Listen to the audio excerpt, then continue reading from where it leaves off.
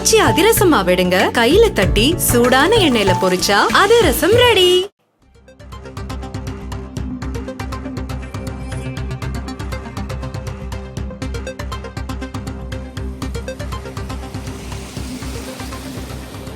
கிருஷ்ணகிரியில் இரண்டாவது நாளாக கனமழை பெய்து வருகிறது. இதனால் மக்களின் இயல்பு வாழ்க்கை பாதிக்கப்பட்டிருக்கிறது. வீடுகளுக்குள் மழைநீர் புகுந்திருப்பதால் மக்கள் அவதியடைந்திருக்கிறார்கள்.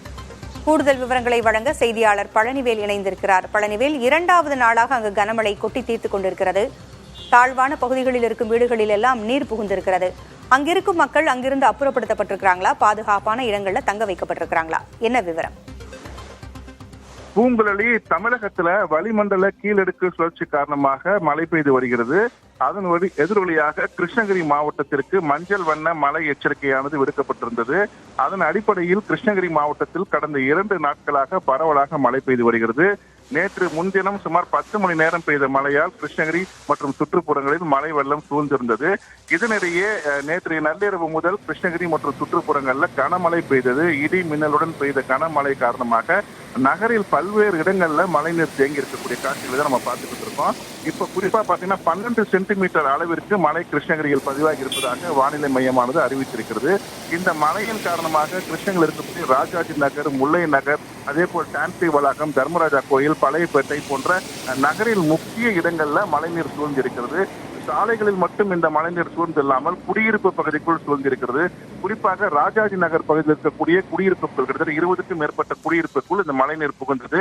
நள்ளிரவு 2 மணி அளவில் கனமழை கொட்டி இந்த மழைநீர் குடியிருப்புக்குள் புகுந்ததால் குடியிருப்பு வாசிகள், பொதுமக்கள் மிகுந்த சிரமத்திலானார்கள்.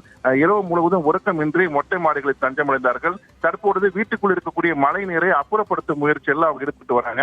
தொடர்ந்து மழை அதிகம் வரக்கூடிய காலங்களில் இது போல் மழை நீர் வீடு குடியிருப்பு பகுதிக்குள் நுழைவதாக ஒரு குற்றச்சாட்டையும் மக்கள் தெரிவிச்சு வராங்க. இதே போல் முல்லை நகர் பகுதிகளும் சரி, அதே போல் டான்சி வளாகம், தேசிய நெடுஞ்சாலை, குறிப்பாக கிருஷ்ணகிரி டு ஓசூர், பெங்களூர் செல்லக்கூடிய தேசிய நெடுஞ்சாலையிலும் சர்வீஸ் சாலையில் அதிக அளவிலானது மழை நீரானது வெள்ளம் போல் சாலைகளில் பெருக்கெடுத்து ஓடிக்கொண்டிருக்கிறது. இதனால் வாகன ஓட்டிகள் மிகுந்த சிரமத்துக்குள்ளாகி இருக்கிறார்கள். இந்த மழை இரவு மட்டும் இல்லாமல் சாலை ஓரங்களிலும் சரி, குடியிருப்பு பகுதிகளில் நிறுத்தி வைக்கப்பட்டிருந்த கார்கள் நீரில் மூழ்கி இருக்கிறது. அந்த பகுதி முழுமே வெள்ளக்காடாக காட்சியளிக்கிறது. தேங்கி உள்ள மழை நீரை அப்புறப்படுத்தும் முயற்சியில் மாவட்ட நிர்வாகத்தில் ஈடுபட்டு வந்துட்டு இருக்காங்க. இதை தொடர்ந்து இன்று மழை இருக்கும் என தெரிவிக்கப்பட்டிருக்கிறது. அதனால் அதிக மழை வந்தால் மழைநீர் வடிவதற்கான தற்போது வழிபாதைகளை ஏற்படுத்த வேண்டும்.